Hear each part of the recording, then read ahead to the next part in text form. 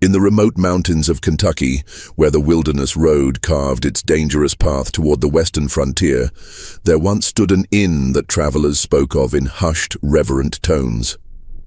Millbrook Inn, they said, offered something no other establishment could provide, a warmth that went far beyond clean beds and hot meals. 4 sisters ran this mountain sanctuary, and weary men would arrive as strangers but leave feeling like they had discovered something precious, something worth the treacherous journey back.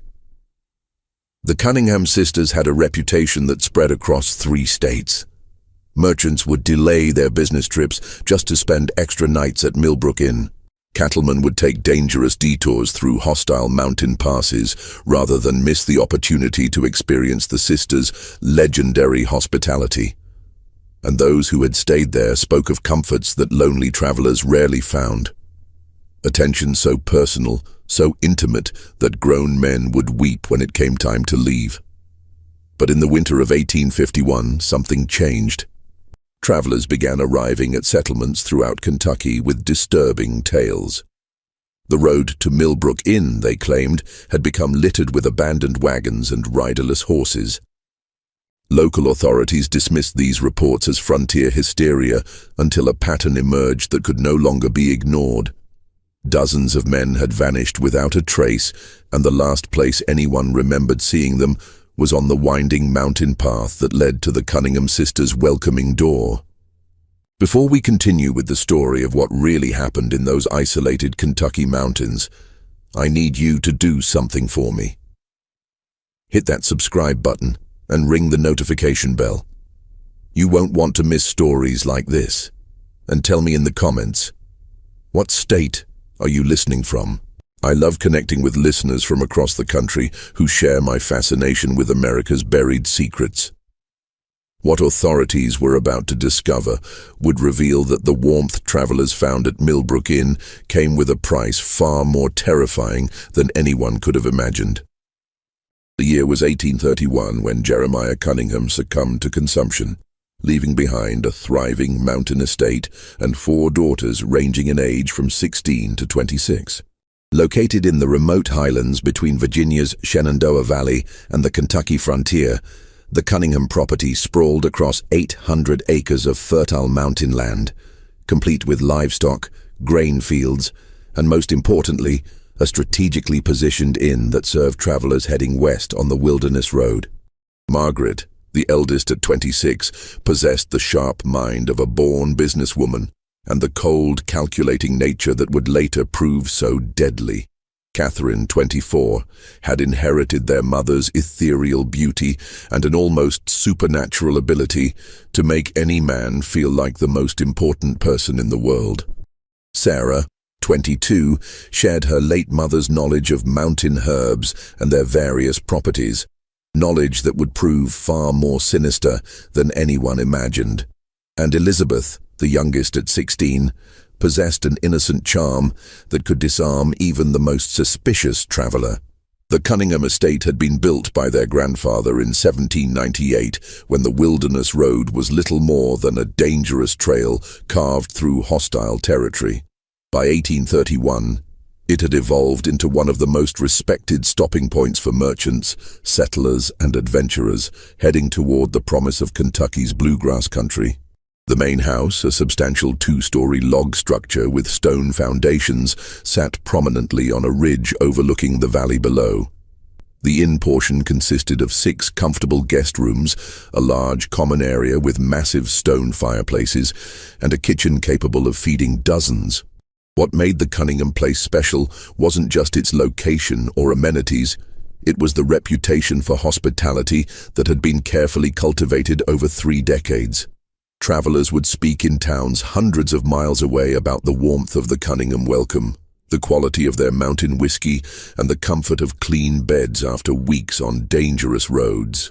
Jeremiah had built something more valuable than gold: trust. The property employed a small but loyal staff.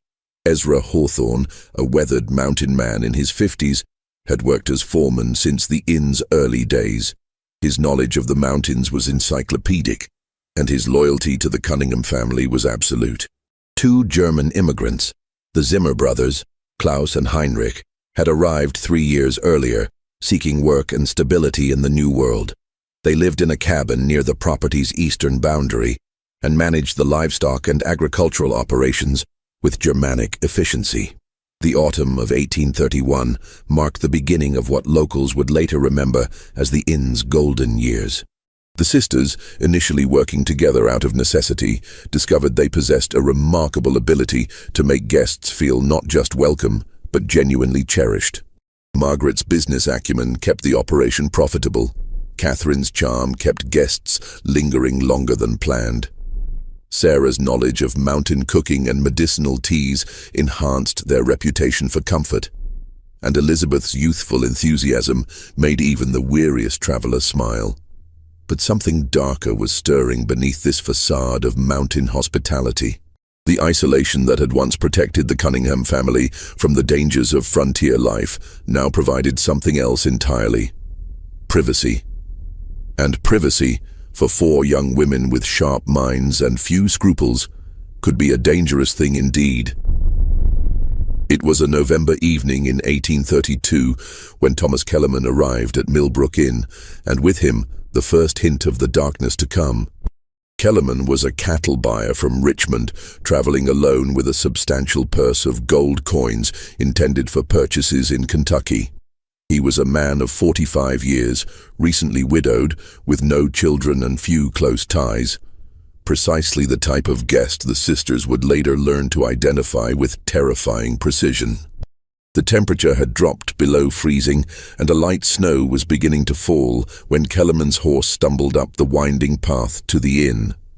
Margaret greeted him at the door with her practiced smile, noting immediately the quality of his clothes, the weight of his saddlebags, and most importantly, the loneliness in his eyes. A man traveling alone just 1 year after losing his wife was carrying more than just money. He was carrying a desperate need for human connection. "Welcome to Millbrook Inn," Margaret said, her voice carrying just the right mixture of professionalism and warmth. "I'm Margaret Cunningham, and these are my sisters. We'll make sure your stay is everything you need it to be." Kellerman's eyes brightened as he took in the warm glow of the common room, the smell of Sarah's venison stew, and the sight of Catherine arranging fresh wildflowers despite the season. This was exactly what a lonely widower needed. A place where beautiful, attentive women would treat him like family rather than just another paying customer. Over the next 3 days, the sisters provided Kellerman with an experience unlike any he'd ever encountered at an inn. Sarah's meals were restaurant-quality feasts, featuring perfectly seasoned game, fresh bread, and her famous honey cakes. Margaret engaged him in lengthy conversations about business and politics, making him feel intellectually valued. Elizabeth's innocent laughter at his stories made him feel worldly and important. But it was Catherine who provided what Kellerman truly craved: the illusion of romance. On his second evening, after the other guests had retired, Catherine found Kellerman sitting alone by the fire, staring into the flames with the hollow expression of a man who had lost everything that mattered to him. She approached with 2 glasses of Sarah's special spiced rum, each warming perfectly in crystal tumblers that caught the firelight. "You seem troubled, Mr. Kellerman," she said, settling into the chair beside him with fluid grace. "Sometimes sharing a burden makes it lighter." For the next 2 hours, Kellerman found himself pouring out his heart to this beautiful woman who listened with such genuine attention. He spoke of his late wife Mary, of their failed attempts to have children, of returning each evening to an empty house that still smelled faintly of her lavender soap. Catherine listened with perfect sympathy, occasionally touching his hand or leaning closer with apparent compassion. "Loneliness is a terrible thing," she said softly as the fire burned lower.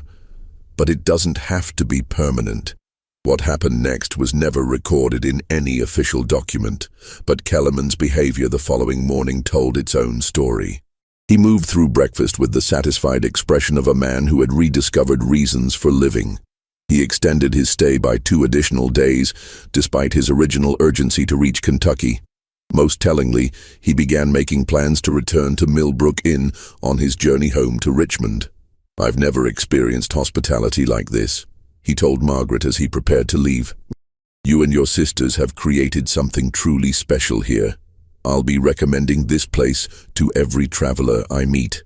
Margaret smiled and accepted his generous payment, nearly double the standard rate, pressed into her hands with genuine gratitude. "We look forward to your return visit, Mr. Kellerman. Safe travels." But Thomas Kellerman would never complete his journey to Kentucky. His horse was found 3 days later, wandering riderless near Cumberland Gap. Kellerman himself had simply vanished, leaving behind only questions and a mystery that would never be officially investigated. The assumption, logical enough for the dangerous frontier, was that he had fallen victim to bandits or wild animals. Only the Cunningham sisters knew the truth. Heinrich Zimmer had been waiting in the woods a half-mile from the inn when Kellerman departed that morning. The German immigrant was handy with tools and possessed the kind of quiet efficiency that made him valuable for tasks that required discretion. Kellerman never saw the blow that ended his life, delivered with a blacksmith's hammer to the base of his skull. His body was wrapped in canvas and buried in a predetermined location deep in the mountain forest, while his substantial purse of gold coins found its way back to Millbrook Inn. That night, the four sisters sat around their kitchen table, counting Kellerman's money and planning their future. Margaret had done the calculations. The amount they'd just acquired exceeded the inn's legitimate profits for an entire year. Catherine had proven that lonely men could be manipulated with shocking ease. Sarah had demonstrated that traces of evidence could be eliminated with the right knowledge of chemistry and mountaincraft. And Elizabeth had shown that even the most innocent-seeming person could keep terrible secrets. "He won't be missed for weeks," Margaret said, stacking the gold coins with businesslike precision. "No family, no close friends, traveling alone to a place where no one knows him. Perfect." "It was almost too easy," Catherine added, still wearing the same gentle expression she'd used to comfort their victim. "He would have given us anything we asked for." What they had discovered that cold November night was something far more valuable than gold. They had discovered how to make people disappear. The winter of 1832 gave the sisters time to refine their technique and establish the protocols that would serve them for nearly 2 decades. Margaret, with her keen business mind, developed a system for identifying ideal targets. The perfect victim was a man traveling alone, carrying substantial money, with few family connections, and no fixed schedule that would raise immediate alarm if he failed to arrive at his destination. Sarah's role evolved beyond cooking and household management. Her knowledge of mountain plants expanded to include detailed study of toxins and their effects. Pokeweed berries, when properly prepared, could induce symptoms resembling cholera. Foxglove could cause heart failure that appeared natural. Water hemlock could kill within hours while leaving little trace. She established a hidden garden behind the main house where she cultivated these plants alongside legitimate herbs, creating a pharmaceutical arsenal disguised as a medicine patch. Catherine perfected the art of emotional manipulation, learning to read men's deepest needs and present herself as the answer to their loneliness. She studied her targets carefully, adapting her personality to match their desires. For the religious, she became devoutly spiritual. For the intellectual, she transformed into a well-read conversationalist. For the grieving, she offered comfort and understanding. Her ability to become whatever a man needed was both her greatest weapon and her most chilling talent. Elizabeth, despite her youth, proved crucial to the operation's success. Her genuine-seeming innocence provided perfect cover for the family's activities. Suspicious guests found it impossible to maintain their wariness around a girl who seemed incapable of deception. She also served as the early warning system, her naturally friendly demeanor allowing her to extract information about guests' backgrounds, travel plans, and financial situations without raising suspicion. The logistics of disposal had been worked out with Germanic efficiency by the Zimmer brothers. Klaus had discovered a series of natural caves in the mountainside, accessible only through a concealed entrance behind a rockfall. Bodies could be carried there under cover of darkness and sealed behind loose stones, where the mountain's chemistry would accelerate decomposition. Personal effects were carefully sorted. Anything valuable was kept.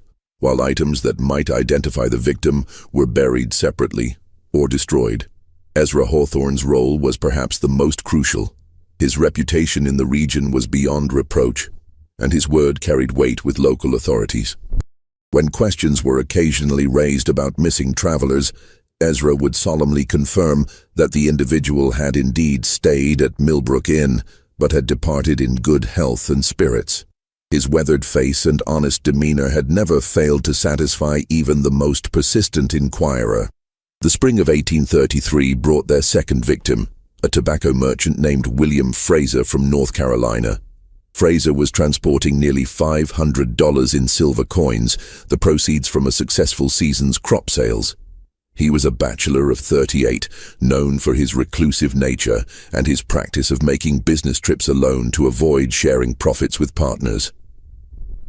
Fraser arrived on a rainy April evening, immediately drawn to the warmth and comfort of the inn after weeks of uncomfortable travel.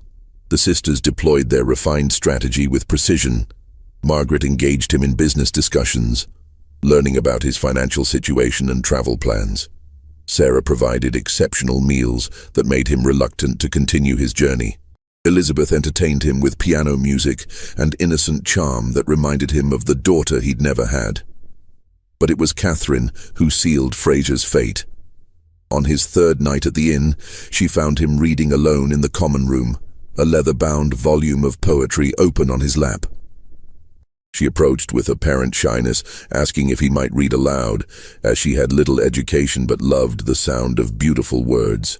For 2 hours, Fraser read to Catherine by lamplight, his voice growing stronger and more confident as she listened with rapt attention.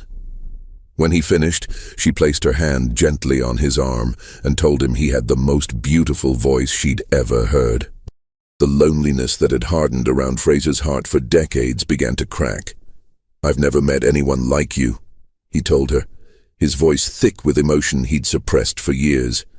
"You make me feel alive again."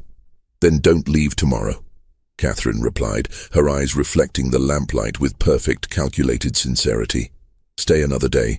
Let me listen to you read again." Fraser extended his stay by a week, during which Catherine gradually increased their intimacy while Sarah began introducing small amounts of pokeweed extract into his evening tea. The symptoms began subtly: mild stomach discomfort, slight dizziness, nothing alarming enough to cause immediate concern. Fraser attributed his malaise to the stress of travel and the emotional upheaval of his unexpected romantic feelings. On his final night at Millbrook Inn, Catherine invited Fraser to join her for a private dinner in her room. Sarah had prepared his favorite meal, along with a bottle of wine laced with a carefully calculated dose of water hemlock extract. As Fraser sat across from Catherine in the intimate candlelight, sharing his dreams and fears with a woman he believed might change his life forever, he had no idea he was already dying. The poison worked exactly as Sarah had predicted. Fraser's death appeared to be a sudden heart attack brought on by excitement and overexertion. His body was discovered the next morning in Catherine's bed, apparently having died peacefully in his sleep after a night of passion. Even if a doctor had been available to examine the body, the symptoms perfectly matched those of natural cardiac failure in a middle-aged man with a previously sedentary lifestyle. Fraser was buried with appropriate solemnity in the inn's small cemetery, a final touch that Margaret had added to their operation. A proper grave, complete with a carved headstone, gave the appearance of respectful treatment while actually serving as the perfect hiding place. The cemetery contained the graves of several generations of Cunningham family members, making additional burials unremarkable to local observers. Fraser's money and valuable personal effects disappeared into the sisters' growing treasury, while his wagon and horses were sold to traveling merchants passing through weeks later. His disappearance was attributed to a decision to settle in Kentucky rather than return to North Carolina, a plausible explanation that no one thought to question too closely. By the end of 1833, the sisters had perfected a system that was virtually undetectable.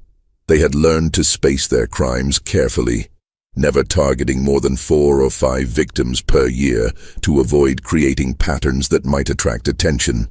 They developed cover stories for guests who died at the inn, ranging from heart attacks to accidents to decisions to settle permanently in the West.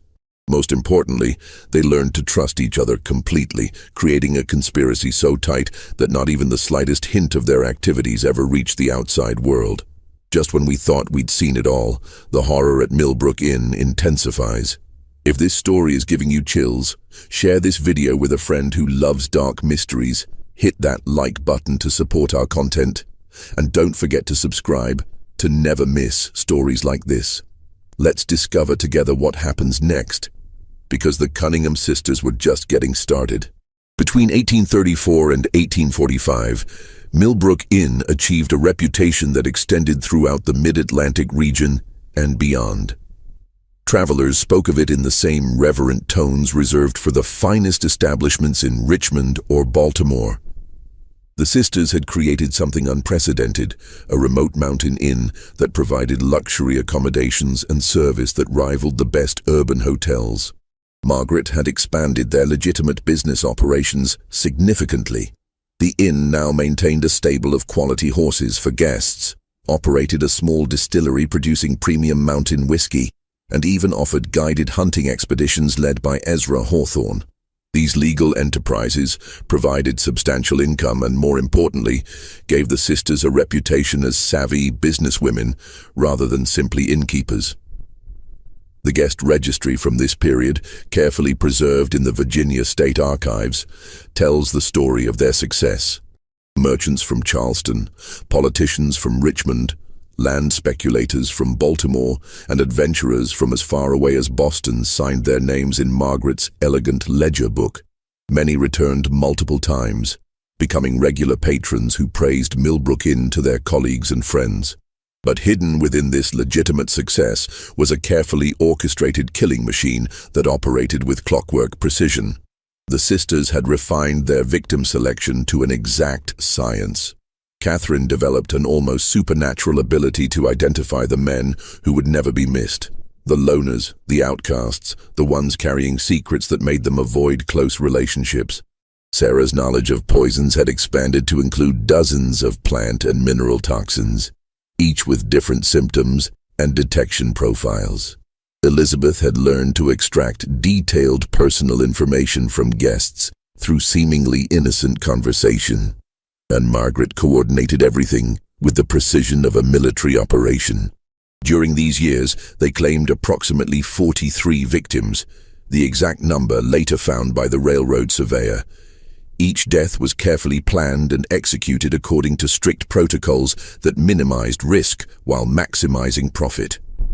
The sisters developed detailed profiles of their targets, sometimes observing potential victims for weeks before making their final decision. Consider the case of Jonathan Waverley, a land surveyor from Pennsylvania who arrived in September 1838.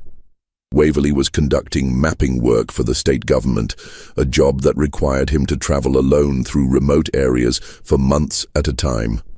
He carried surveying equipment worth considerable money, along with payment for his work and funds for purchasing land parcels he'd identified as investment opportunities.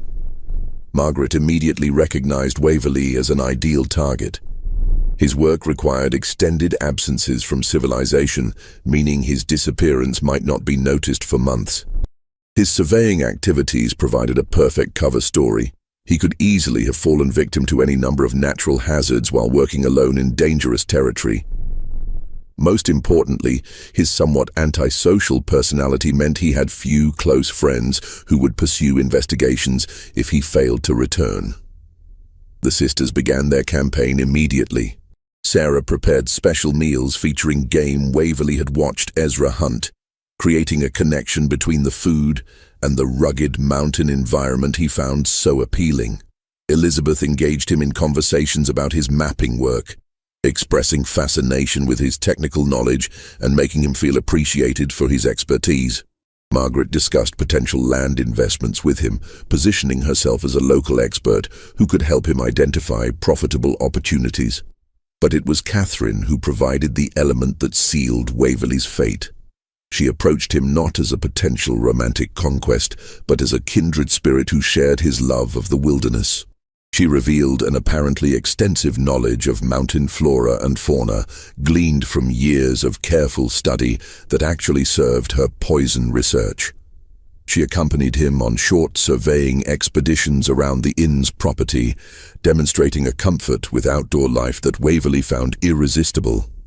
"I've never met a woman who understood the mountains the way you do," Waverley told her during one of their excursions, his professional reserve finally cracking.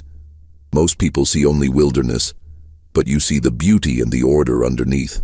"I've lived here all my life," Catherine replied, stepping closer to him as they stood on a ridge overlooking the valley. "The mountains have taught me things that books never could, things about life, about death, about the balance between them." Waverley extended his planned 2-day stay into 3 weeks, ostensibly to conduct more thorough surveying work in the area, but actually because he had fallen completely under Catherine's spell. During this time, Sarah gradually introduced increasingly potent toxins into his food, creating symptoms that mimicked the early stages of mountain fever, a genuine hazard that had claimed the lives of several surveyors in recent years. The poison Sarah used for Waverley was her own innovation, an extract from destroying angel mushrooms that produced liver failure over the course of several days. The symptoms perfectly matched those of mountain fever, and even an experienced doctor would have been unlikely to distinguish between the two conditions. Waverley's death appeared to be a tragic but entirely predictable occupational hazard. His surveying equipment was sold to a merchant in Kentucky, while his detailed maps became part of Margaret's growing collection of intelligence about the region's geography and resources. His body joined the others in the sealed mountain caves, while his name was added to the local records as another victim of the dangerous frontier lifestyle. The brilliance of the sisters' operation lay not just in their killing methods, but in their ability to maintain the illusion of respectability.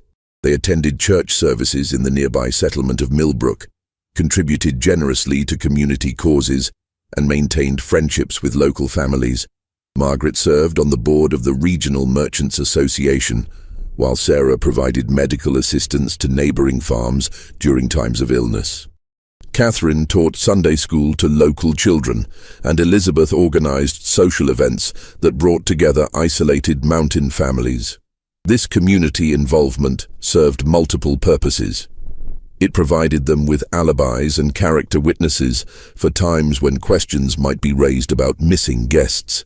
It gave them access to information about travelers passing through the region. Most importantly, it established them as pillars of the community, whose word would never be questioned by local authorities. The sisters also developed an extensive network of business relationships that helped legitimize their growing wealth. They invested in land purchases throughout the region, gradually assembling a portfolio of properties that generated rental income and appreciated in value. They loaned money to local farmers and merchants, earning both interest payments and influence within the community. They even purchased shares in several riverboat companies operating on the Ohio River, diversifying their investments while creating additional sources of income. By 1845, the Cunningham sisters were among the wealthiest landowners in Western Virginia. Their success story was held up as an example of what determined women could achieve even in the challenging frontier environment.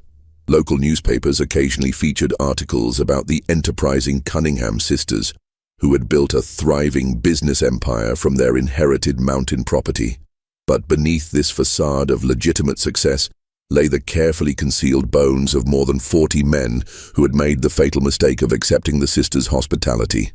Each death had added to their wealth and refined their methods, creating a cycle of murder and profit that seemed impossible to stop or detect.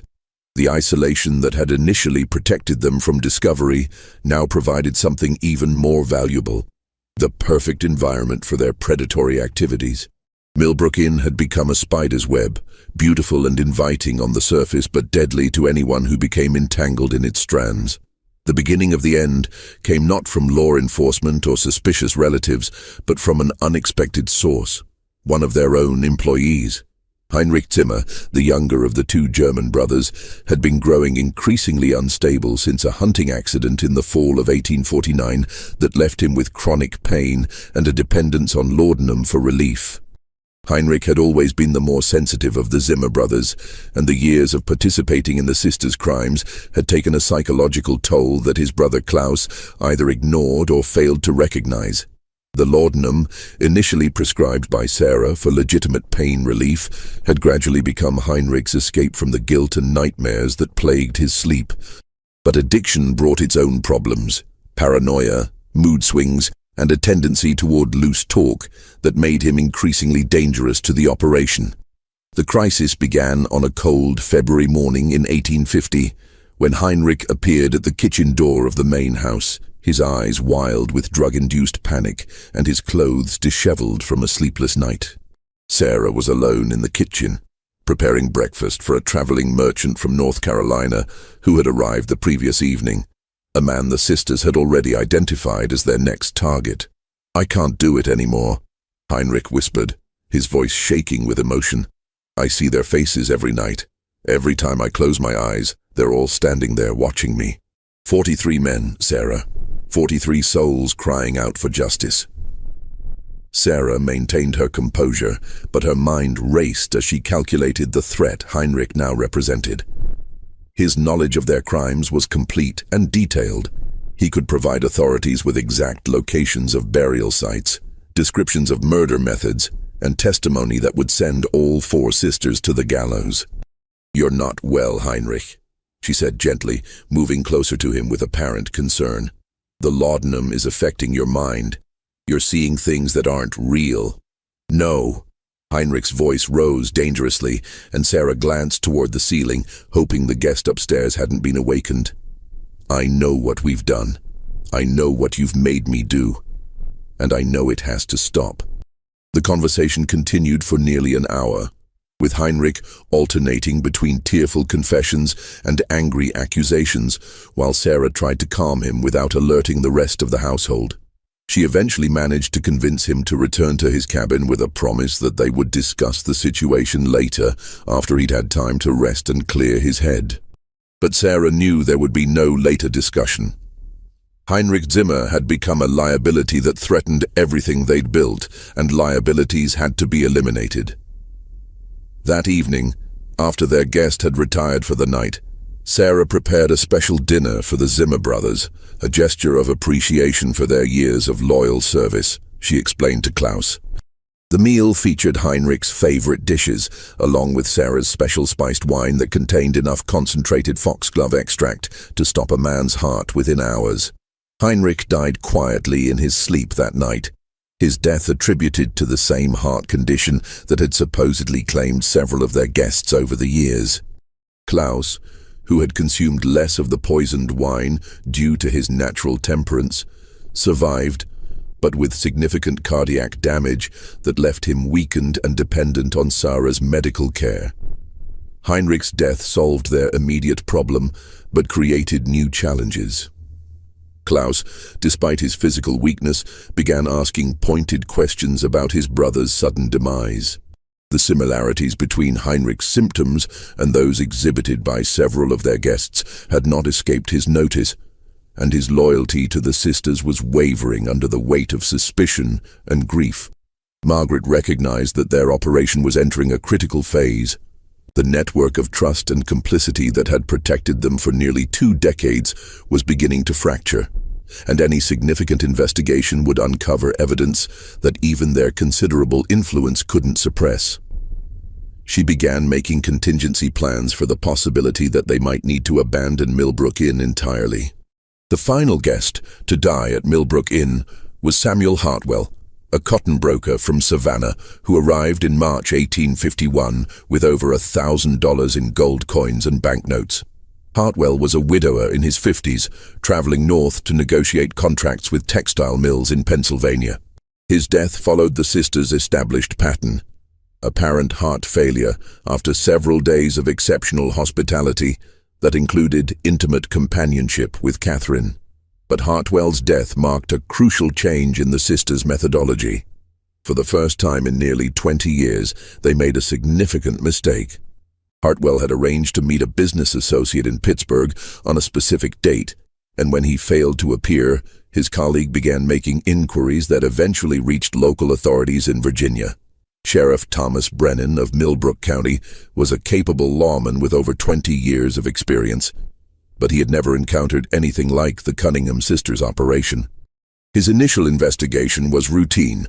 A few questions to confirm that Hartwell had indeed stayed at the inn and departed in good health. Margaret and Ezra provided their usual testimony, supported by carefully maintained guest records that showed Hartwell's departure date and intended destination. But Brennan was more persistent than previous inquirers, and his investigation began uncovering small inconsistencies in the sisters' story. A blacksmith in the next county remembered shoeing a horse that matched the description of Hartwell's mount, but several days after the businessman was supposed to have passed through the area. A merchant recalled purchasing supplies from someone who resembled Hartwell, but again the timing didn't match the official departure date from Millbrook Inn. These discrepancies were minor and might have been explained by any number of innocent factors, but they were enough to plant seeds of doubt in Brennan's mind. He began looking more closely at other missing persons cases involving travelers who had last been seen in the Millbrook Inn area, and the pattern that emerged was deeply troubling. Sheriff Brennan's investigation accelerated rapidly once he began examining the broader pattern of disappearances around Millbrook Inn. His review of county records revealed that over the past 20 years, at least 15 different missing persons cases had involved travelers who were last confirmed to be staying at the Cunningham property.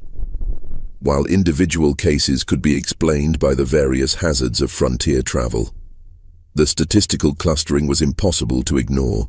Brennan was careful not to alert the sisters to his investigation, conducting his inquiries discreetly and avoiding direct contact with anyone connected to the inn.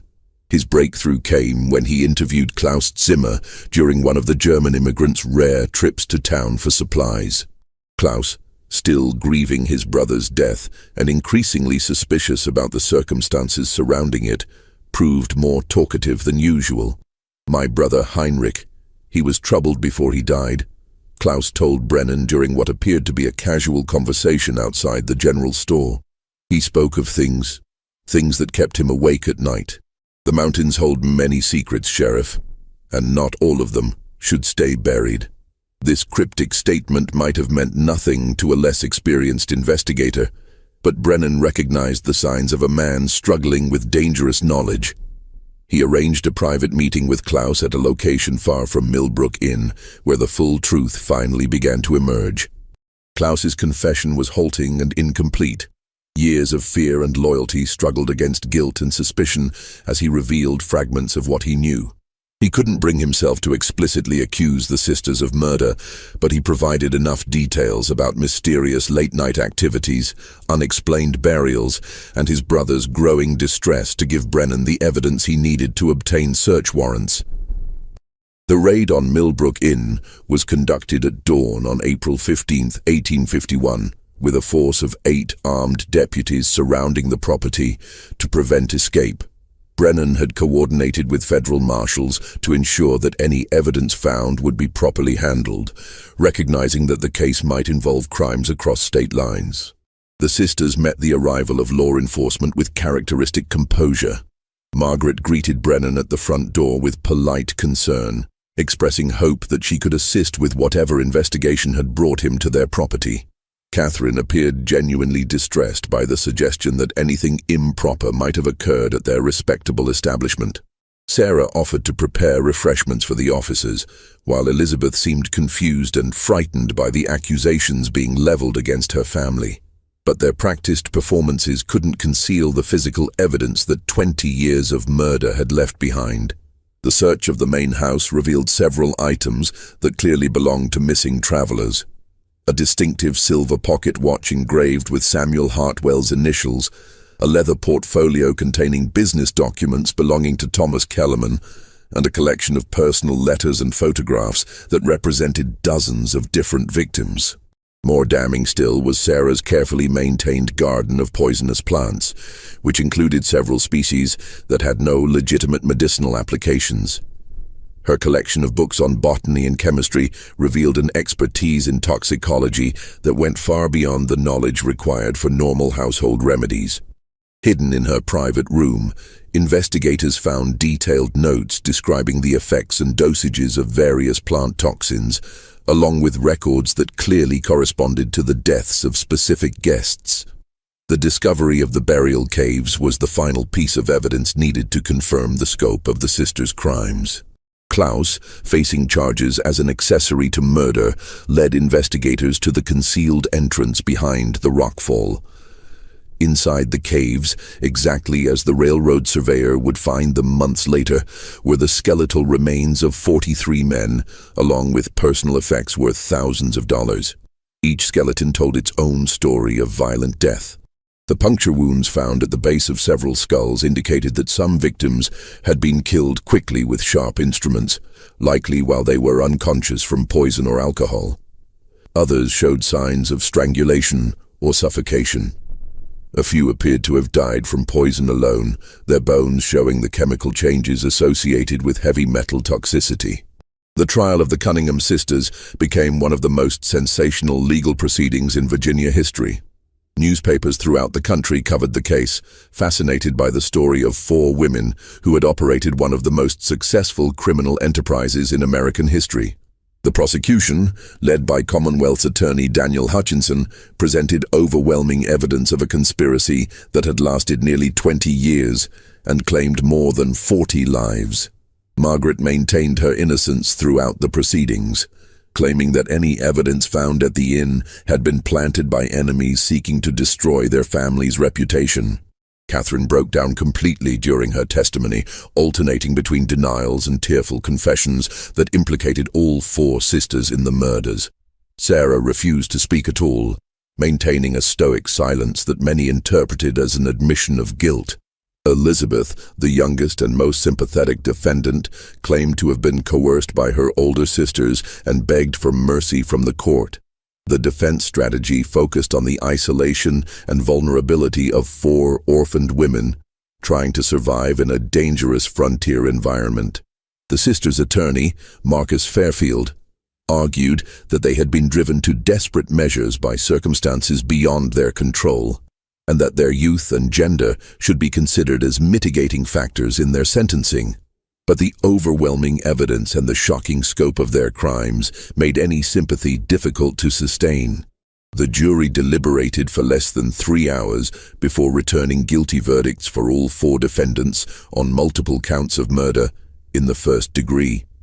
The sentencing was swift and final. Margaret, Catherine, and Sarah were condemned to hang, their execution scheduled for October 12, 1851. Elizabeth, largely due to her age at the time the crimes began and her apparent cooperation with authorities, received a sentence of life imprisonment without possibility of parole. The executions were carried out as scheduled on a grey October morning, with hundreds of spectators gathering to witness the end of the Cunningham sisters' story. Margaret faced her death with the same cold composure she had shown throughout the trial, offering no final words of remorse or explanation. Catherine and Sarah stood together on the scaffold, holding hands as the nooses were placed around their necks, their final moment of sisterly solidarity, a stark contrast to the calculated cruelty they had shown their victims. Elizabeth Cunningham was transported to the Virginia State Penitentiary in Richmond, where she would spend the remaining 37 years of her life. Prison records indicate that she maintained her innocence until her death in 1888, claiming repeatedly that she had been a victim of her sister's manipulation rather than a willing participant in their crimes. She never received visitors and left no written account of her experiences at Millbrook Inn. Klaus Zimmer, granted immunity in exchange for his testimony, disappeared shortly after the trial concluded. Some reports placed him in Ohio, others in Missouri, but he was never officially located again.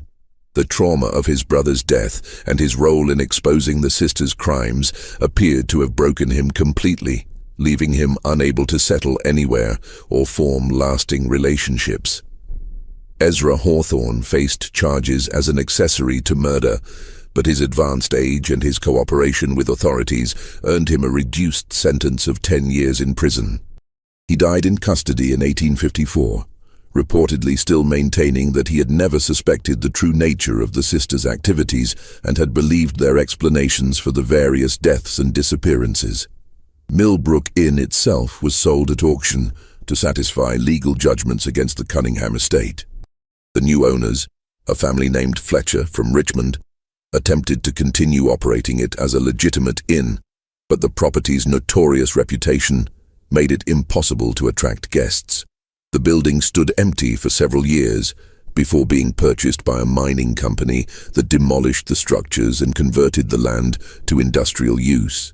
The copper mine where the victims' remains were discovered was permanently sealed by order of the court, with a simple stone marker erected to commemorate the 43 men who died at Millbrook Inn. The marker, which still stands today according to local historical societies, bears only the inscription, "Here lie unknown travelers, 1832-1851. May they find the peace in death that was denied them in life." The case had far-reaching implications for inn and hotel regulation throughout Virginia and neighboring states. New laws were enacted requiring more detailed guest registration procedures, mandatory reporting of guest deaths to local authorities, and regular inspections of establishments serving travelers. The Cunningham laws, as they became known, remained in effect well into the 20th century. Perhaps most significantly, the Millbrook Inn case became a cautionary tale about the dangers of isolation and the potential for evil to flourish in places far from civilized oversight. Criminal investigators began paying closer attention to patterns of disappearances around remote establishments, leading to the discovery of several smaller-scale operations that might otherwise have continued undetected. The financial investigation revealed the true scope of the sisters' success. Their estate, including land holdings, business investments, and liquid assets, was valued at over $50,000. An enormous fortune for the time period. The money was used to compensate victims' families where possible and to fund improvements to law enforcement capabilities in remote areas of Virginia. Modern criminologists who have studied the case note several factors that contributed to the sisters' remarkable success. Their operation combined careful victim selection, sophisticated killing methods, excellent disposal techniques, and most importantly, a perfect cover story that made their crimes nearly invisible to contemporary investigators.